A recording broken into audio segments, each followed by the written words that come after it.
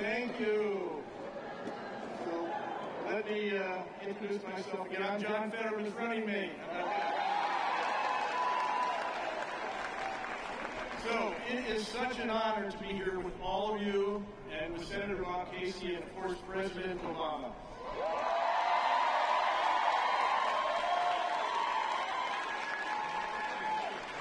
I am really inspired to see how many people came out here today. This is really great.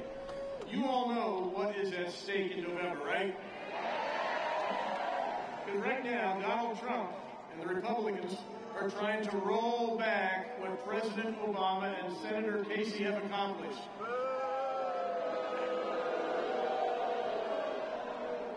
And here in Pennsylvania, my opponent, Scott Wagner, wants to take Pennsylvania backwards. Now listen, one of the most important things President Obama did while he was in office was to make sure, I'm right here, right? Was to make sure that more Americans have access to affordable and quality health care, right?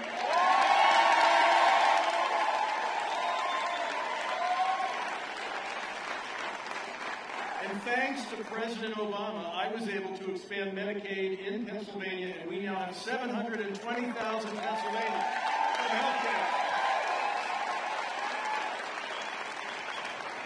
As a result, our uninsured rate is at its lowest level ever. And I have stood up, and I will continue to stand up to anyone who tries to strip health care away from people with pre-existing conditions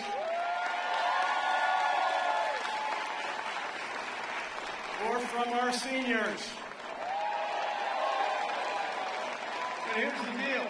In Washington, there are people trying to roll back Obamacare. In fact, right here, just saying, right here, in Pennsylvania, Scott Wagner, my opponent, wants to roll back Medicaid expansion. We can't let that happen. But health care, you know, is not the only issue on the ballot in November. Under President Obama, gay marriage was made legal, finally, in the United States.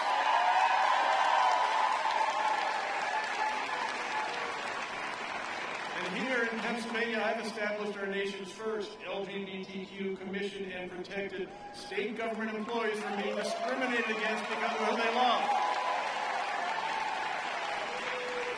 And I will continue to fight every day for a statewide anti-discrimination law. Now, my opponent, Scott Wagner, says he would consider a bill making gay marriage illegal if it got to his desk. How about other things? President Obama always fought for funding for organizations like Planned Parenthood. And he always stood up for a woman's right to make her own health care decisions. Here in Pennsylvania, I vetoed a Republican bill that would make abortion illegal after 20 weeks. And I said I would immediately veto a new bill that would ban abortion after only 6 weeks. That's before most women know they're even pregnant. I have stood firm against any legislation that would defund Planned Parenthood.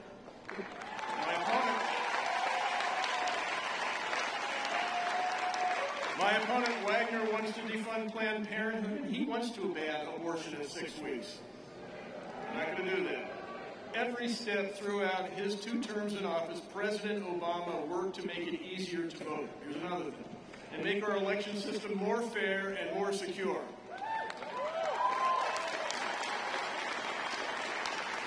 I have tried to follow in his footsteps to make our democracy fair by vetoing Republicans' gerrymandered congressional maps.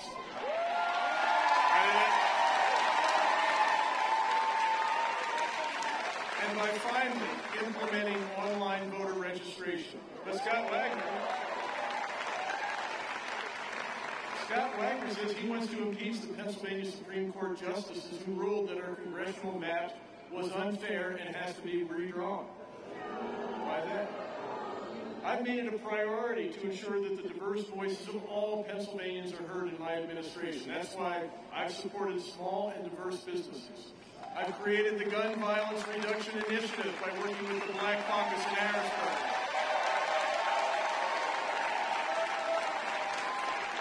And I'm not just paying lip service to this. I hired and I have appointed, among others, the first African-American general counsel to serve as general counsel in the history of Pennsylvania. The first African-American to serve as chairman of the Delaware River Port Authority, Ryan Boyer. The first African-American to serve as chair of the State Board of Education. The first African-American treasurer of Pennsylvania, and so many more. I will continue to do that. I signed clean slate legislation. Pennsylvania is the first state in the union to have clean slate legislation.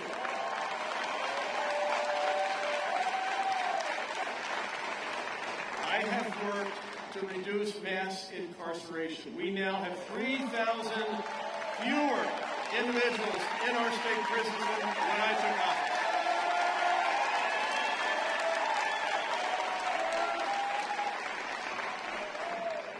And our crime rate is down.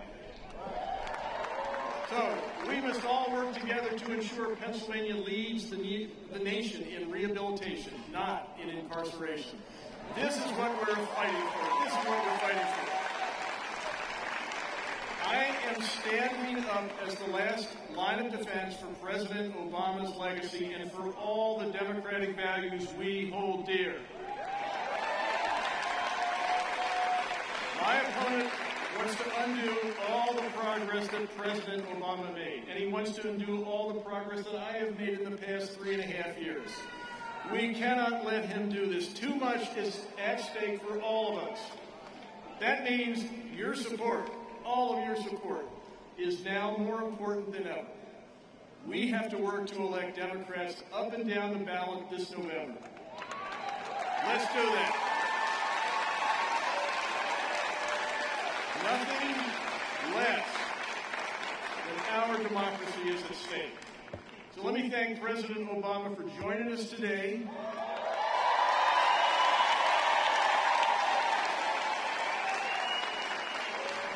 And he's here to encourage all of us in Pennsylvania to work hard to make sure all of us in this Commonwealth go to the polls on November 6th. We cannot afford to sit on our sidelines. We cannot afford to sit this one out. Let's register to vote. Make sure we are there at the polls on November 6th. Can you do that? All right. Now, thank you. It is my great honor to introduce the senior senator from Pennsylvania, Senator Bob Casey.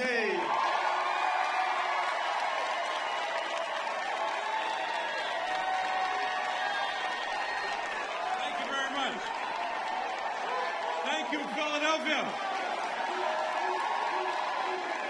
Thank you, Governor Wolf.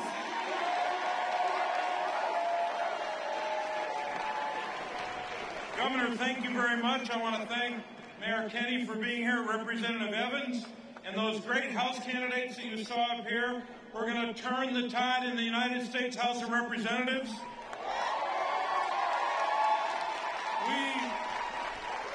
I want to thank everyone here who's helping us in this campaign, not just the governor's campaign and my campaign, but all of ours, the people behind us, the people out front.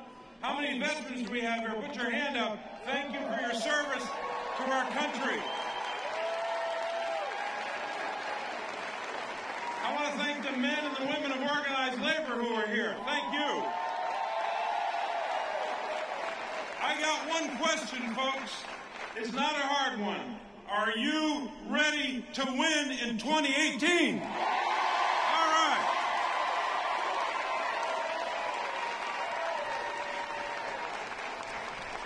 We're here today because we love our country, and we believe, when it comes to federal policy, we believe that the Republican Congress and this administration is taking us in the wrong direction. We believe that. We want change, and we're going to get change in November.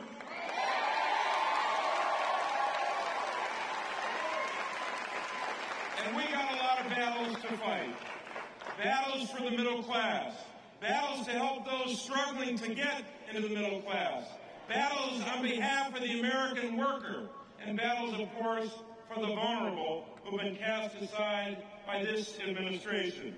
We've got a lot of work to do and a lot of battles to fight, but we need your help. If you are not registered, please register to vote.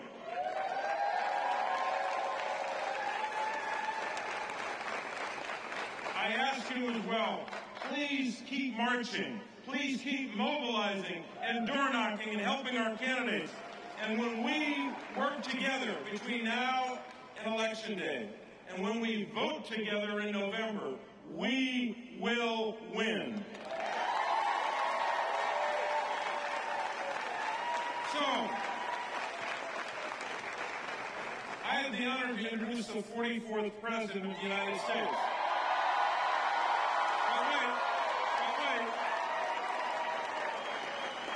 I'm going to do a little summary of what he did for our country. A very brief summary, but let me tell you about his work. You know that he took office at a moment of crisis unlike any America has seen in decades, a nation at war, a planet in peril, the American dream itself threatened by the worst economic calamity since the Great Depression, and yet, despite all manner of political obstruction by Republicans, his leadership helped rescue the economy, revitalize the auto industry, reform the healthcare system to cover 20 million Americans, put the country on a firm course to a clean energy future, all while overseeing the longest stretch of job creation in American history. It is my honor to introduce to you Barack Obama.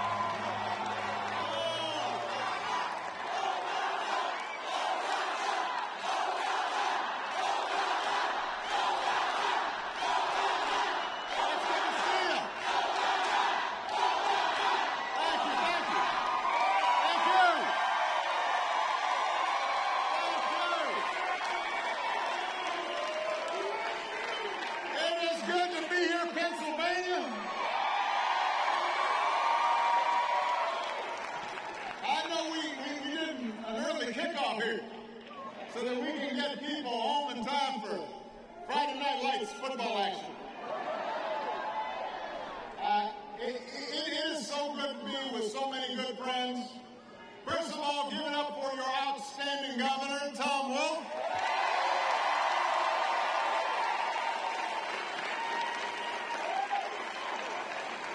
We have an amazing, and I do not exaggerate, amazing slate of congressional candidates to flip the House. We've got Madeline Dean in the House, and Chrissy Houlihan in the House, and Mary Gay Scanlon, and George Scott, and Scott Wallace, and Susan Wild. And we have a man I love, your Senator Bob Casey.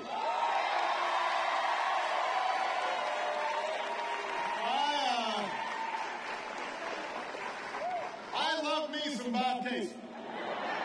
I do. He just, Bob is just, he's one of the nicest people I know. He is like a genuinely nice person. And he's been in Washington a long time, and he's stayed nice, which is hard to do. And part of the reason that Bob will always have a special place in my heart is that, when I ran for president, he came out for me early even when some of y'all could not pronounce my name. And when I was not favored to win. And he was there, and that's how you can measure a friend and a stand-up guy.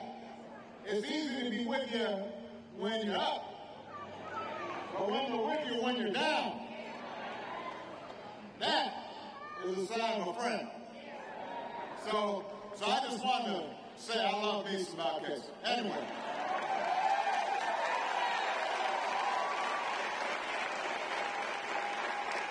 So look, I heard this is a very nice amphitheater. I wanted to check out the dome.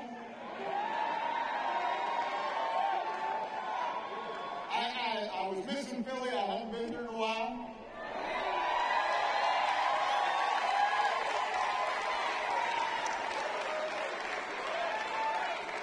I've been watching how things are going. I have not been here since you guys won a Super Bowl. I know.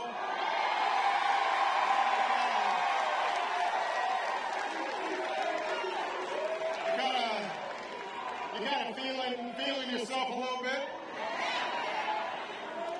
And then you got the process going on. I know the Sixers, so I know you're feeling good, but even though I love being with you, I actually came here for some business. I came here to deliver a very simple message.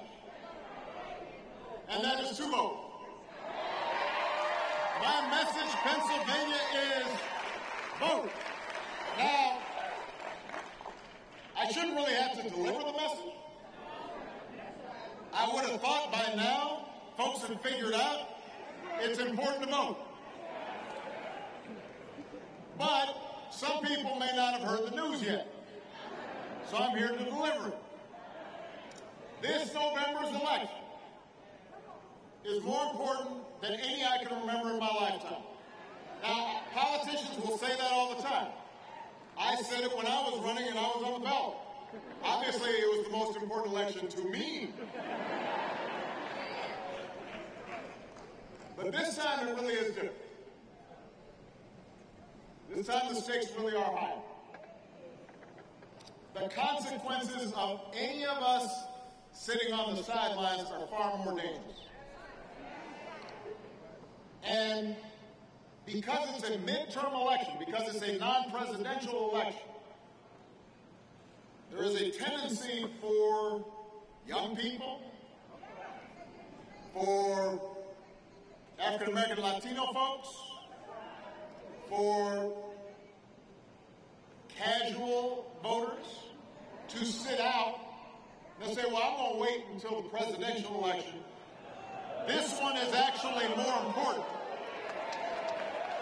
This is actually more important than any election that we've seen in a long time. Now, we have had big elections before. We've had big choices in our democracy before. Democracy has never been easy. Our founders argued about all kinds of things. We waged a civil war to make sure that we weren't living in a country that was half slave and half free. We overcame a Great Depression. We've had a women's movement and workers' movements and civil rights movements to expand the franchise. We have had a lot of fights in this country about a lot of important issues. And each time we've made progress, we've also then had retrenchment.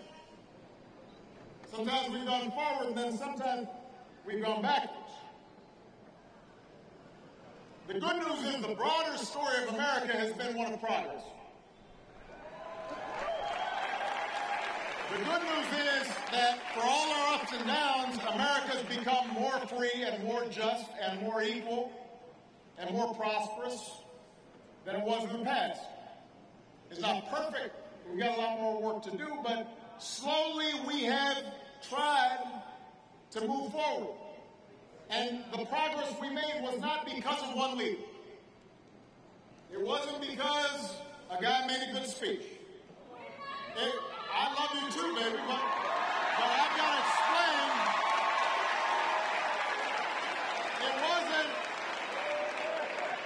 It wasn't just because of one leader. It wasn't because of one law. It was one because rather than be bystanders to history, ordinary Americans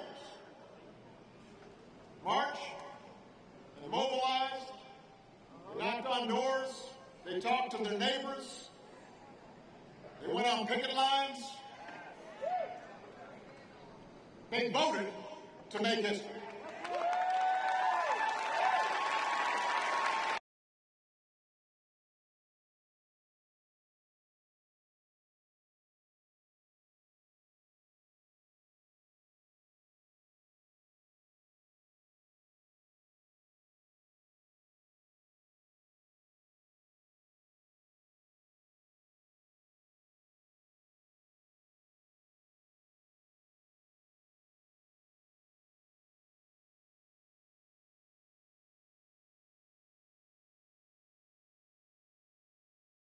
People try to make it hard for you to vote.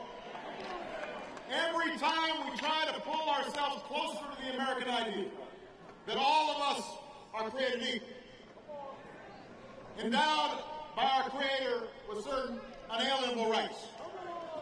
Every time that happens, somebody who likes things the way they are, somebody who's benefiting from power and privilege, push back.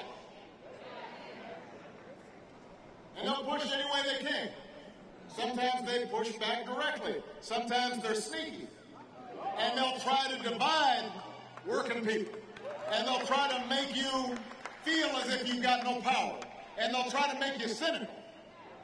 Because it helps them keep their power and their privilege. And we're living through one of those moments right now.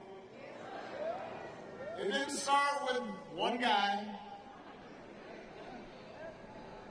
We didn't get here overnight. For a long time now, there's been anxiety and fear and uncertainty that's been building because we live in a rapidly changing world, and the economy's changing, and the face of America's changing, and technology is changing, and all of that has challenged who we are and forced us to adapt. And we see things we're not accustomed to, and we get stressed, and we get scared. We don't know what the future is going to bring. And partly because these are serious challenges that require serious responses. It's easy sometimes, when people are feeling uncertain and insecure, to hear voices that stir up fears and try to make us feel more divided. And we're in one of those moments right now. We're in a moment where there's backlash against progress. You know, when I was president, Bob was mentioning, we had to work to deal with the worst economic crisis since the Great Depression. Bob was there helping every step of the way. And the actions we took during the crisis turned the economy around, started the longest streak of job creation on record, which continues to this day, and we covered another 20 million people with health insurance, and we cut our deficits in half, and we made sure the wealthiest Americans paid their fair share of taxes. So, by the time we were done, wages were up, the uninsured rate was down. So when you're here right now, folks, taking credit for this economic miracle, and I hold up. Hold up. Hold up.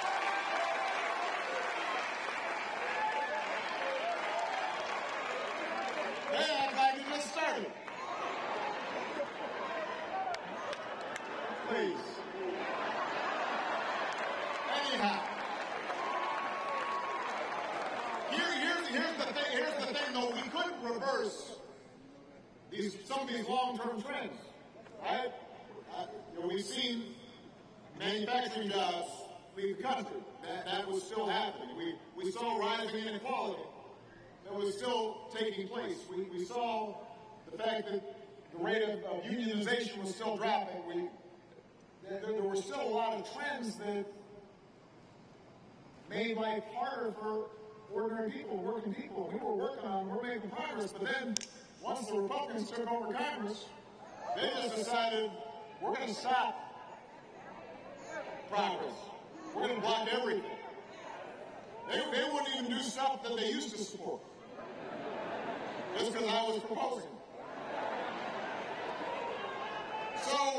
So even though we did pull the economy out of crisis, even though the unemployment rate went down, there were still issues that were unaddressed, and people who were once solidly middle class still felt insecure. The same way that even though overseas we took out bin Laden, and we wound down the Iraq War and the Afghanistan War, people still saw on TV that there were a lot of threats out there, terrorists. And so, okay. So yeah, okay. So these challenges, these challenges break our civic trust, and they make people feel like the game was rigged. And then you got all this big money coming into politics, and it felt like, you know what, all the politicians, they're not listening to us, they're listening to lobbyists and a bunch of folks, who are pulling the strings behind the scenes, and opportunists then start exploiting these frustrations. And they reach back into our history of racial division, and ethnic division, and religious division. And they appeal to tribe. They appeal to fear. And they try to pit people against each other. And they tell us, order and security is going to be restored if it weren't for those folks. Those people who don't look like us. Or don't pray the same way we do. That's an old playbook. I see you back there, by the way. I know y'all can hear it. So, the closer you get to Election Day, the more you will see stuff like this. This is what politicians fall back on. I don't watch TV generally, but I could already tell you what the ads are, right? They're trying to scare the heck out of you. They'll say, candidate such and such. They're going to let in murders into your house. And, that's what they do. And you'll be seeing more of that. And the thing is, the good news is in a healthy democracy, that kind of fear-mongering doesn't work. In a healthy democracy, our antibodies kick in. Right? People of goodwill from both parties, they'll call out the bigots and the fear-mongers, and they'll work to compromise and get things done. But when there's a vacuum in our democracy, when we do not vote, when we take our basic rights for granted, then other voices fill the void. They promise to fight for the little guy, even as they are helping the wealthiest and the most powerful. And they promise that they're going to take on corruption in Washington. And then they just plunder. And they start undermining our institutions of democracy, just so it can entrench their power further. And they'll unwind our campaign finance laws so that billionaires have even more influence. And they'll make it even harder for young people to vote, and minorities to vote, and the poor to vote. And they'll subsidize corporate polluters. And they'll give $1.5 trillion in tax cuts to folks like me who don't need them. And they'll pretend that they're paying for them, but they're not. And they know that eventually, to pay for it, they'll be able to argue that we should cut help for working families, cut Medicare. You know what? None of that is conservative. Don't let them fool you. It's not normal. It's radical what they're doing. They've got a vision that says that all they want to do is protect their power, even if it hurts the country. Even if it hurts their own constituents. We've got governors around the country who did not expand Medicaid the way Tom Wolf did, even though they had hundreds of thousands of people in their state who needed health insurance because they didn't think it was good politically.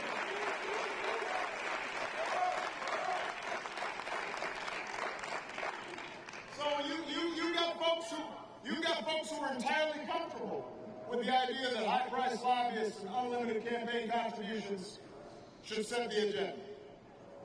And let's be honest right now, the Republicans in Congress right now, they're no check on the White House. They're bending over backwards to shield folks from scrutiny and accountability. So, look, I'm not telling you anything you don't know. You know this. Here's the good news. On November 6th, you have a chance to restore some sanity to our politics. On November 6th, you can tip the balance of power back to the people. Because there's only one real check on bad policy, and there's only one real check on the abuse of power, and that is you, the American people, standing up and deciding to cast your ballot.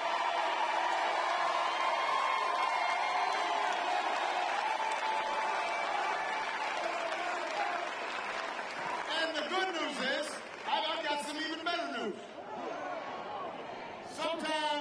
Sometimes you go to vote, it's just to vote against something. Now, you got some reason to vote against something. But the good news is, right now, you got something to vote for.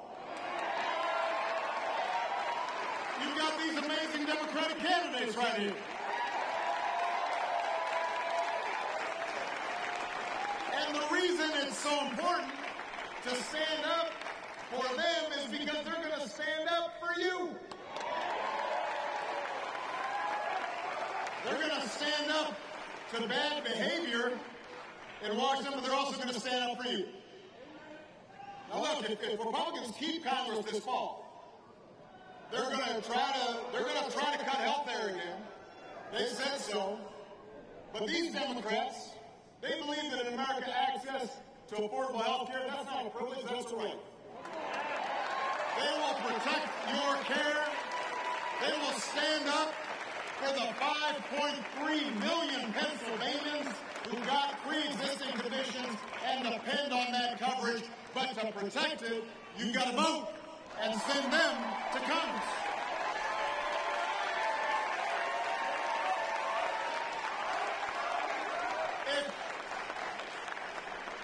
If a Republican took the governor's mansion this fall, they might undermine or roll back Medicaid expansion.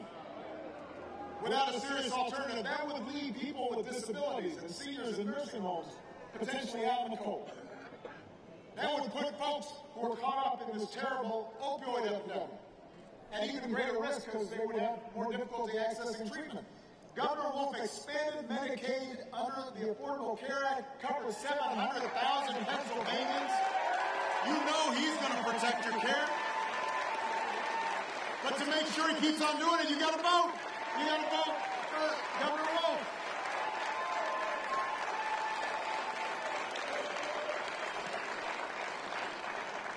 Democrats believe that a growing economy should benefit everybody, not just a few. So rather than let Congress keep attacking unions, we've got to stand up for the right of workers to organize for higher wages and stronger benefits. Rather than stand up for big banks and for-profit colleges, we got to stop more Pennsylvania students to earn a higher education so they can get a good job and they don't have to go broke doing it.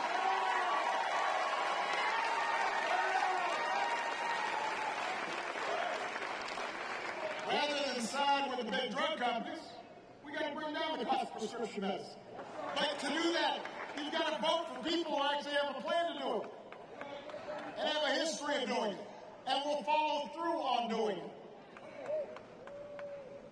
And you've got to convince people, even folks who aren't Democrats, on every issue. You've got to convince them this election is too important. You've got to think about this. People of both parties should be concerned about the current course of this country. Folks should want to see a restoration of some homespun values. Honesty, decency, lawfulness.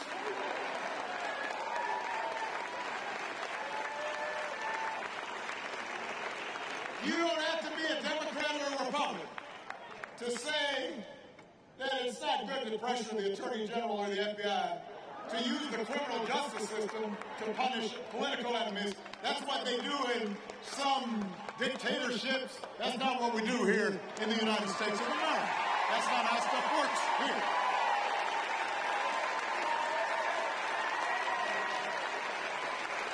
You don't have to be a Democrat or a Republican to say we don't threaten newspapers or TV stations if they publish stories we don't like.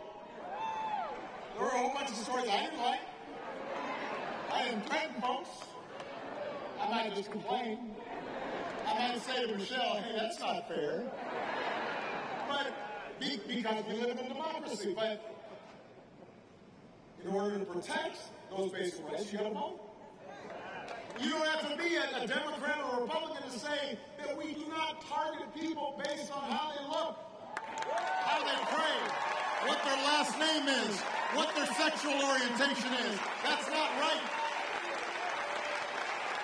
Treating people fairly, treating people with their innate dignity, that is not a Republican or a Democratic issue. That's a human issue. That's an American issue. Come on.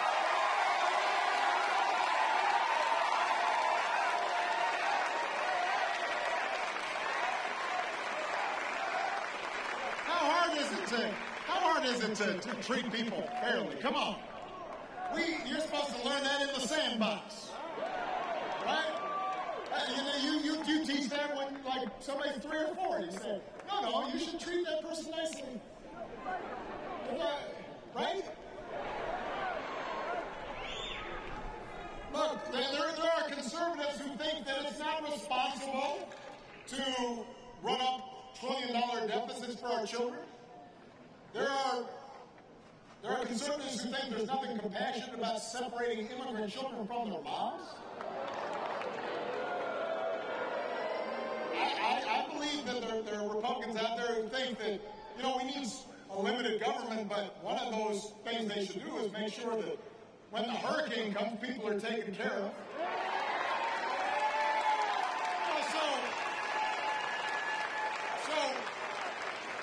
Look, I say this because to some degree I'm preaching to the choir. You got to take it.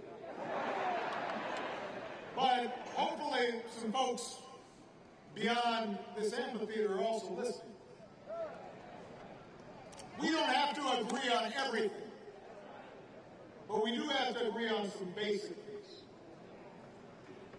And we have to have elected officials who, even if we don't agree with them on everything, we trust them to do the basic things, the core values that make us proud as Americans. Who aren't going to, we need leaders who are actually going to stand up for what's right, regardless of party loyalty, and who are going to fight for you and fight for what's best in the American spirit. So you can tell I'm losing my voice because I'm out of practice. But here's I'm wrapping up. Come on. Here's the last thing I want to talk about, though, is I want to talk about the fact that I'm actually hopeful right now. And the reason I'm hopeful is because out of this political darkness, I see a great awakening happening. I am so encouraged because I'm watching people get involved for the first time, or they're waking up to the fact that I need to be involved after a very long time. So they're marching, they're organizing, they're registering people to vote, and they're running for office. Some people who never ran for office before, they decided, oh, this is too crazy, I got to get in there. Because they understood this time is different. This moment is too important to sit out. So they're military veterans, like Chrissy Houlihan and George Scott. They're advocates who fight for Americans in need, like Mary Gay Scanlon and Scott Wallace and Susan Wild. They're moms who fought to protect our kids from gun violence, like Madeline Dean.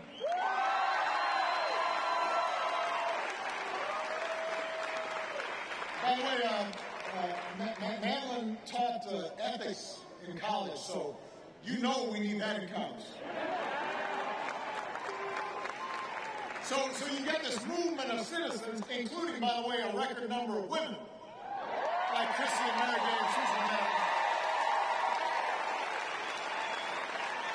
You know what? Pennsylvania is a great state. But let me just say, Pennsylvania right now, you have no women in Congress. You can send 7 Democratic women to Washington if you vote.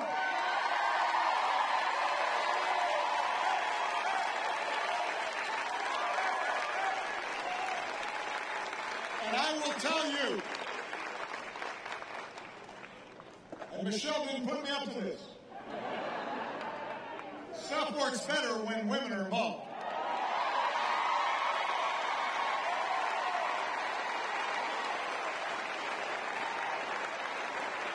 Government works better when women are represented in the halls of power.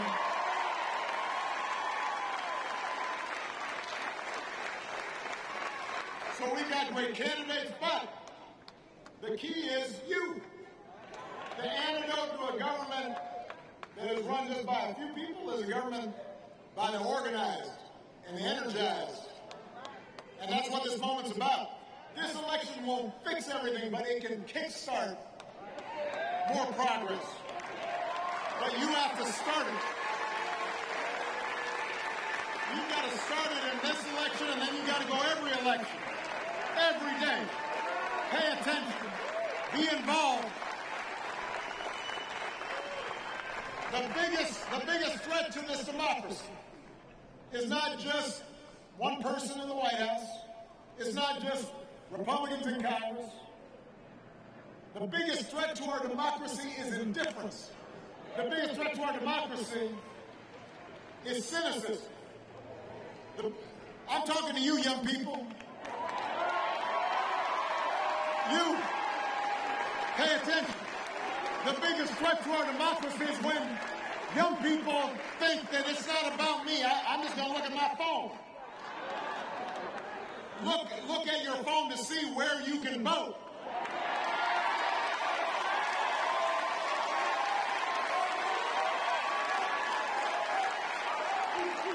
Look at your phone to see how can I get involved. If you don't like what's going on right now, don't complain. Don't hashtag. Don't get all anxious. Don't put your head in the sand. Don't boo. Don't just sit back with your boys and act like you too cool. Vote. Vote. Vote. And by the way, wait. And by the way, I want you to vote for Bob Casey. And I want you to vote for Tom Wolf. And I want you to vote for these great congressional candidates. But, and this is important, I also want you to vote for mayors and sheriffs and state legislators and state's attorneys and district attorneys. If you are a young person that cares about the criminal justice system, well, who do you think enforces the criminal justice system? Who do you think decides whether or not something bad has happened, whether or not there's going to be justice done? It's a state's attorney. It's not a president. It's somebody on the local level that you have the power to decide who that person is. So, when you vote, you can make sure elections are fair. When your state Supreme Court threw out an unfair electoral map, that's because people voted. We can make that happen all across the country. When you vote, you have the power to strengthen laws to make sure that women are protected from harassment and discrimination. and that they're paid equally. When you vote, you can make college more affordable for students. You can make it harder for some disturbed person to shoot up a classroom. When you vote, you can make sure somebody keeps their health insurance. You can save somebody's life. You have that power in your hands. It takes half an hour to go vote. But we have been through harder times than these. And every generation took us somewhere better, not by sitting around and waiting for somebody else to do it, but by leading a movement for change. That's the power you have right now. So if you get involved and knock on some doors and talk to your friends, talk to your family members, convince some new voters, get them to vote with this entire Pennsylvania team, something powerful will happen. Change will happen. Hope will happen. And every time that, just a new law helps a kid read, or a new law helps a family get shelter, a new law helps a veteran get support, it gets a little more hopeful. We take one more step in the direction of justice and fairness and equality and opportunity, and hope spreads. It's up to you to spread hope. It's up to you to make change. Pennsylvania, are you going to vote? Let's get to work. Thank you, everybody. God bless you.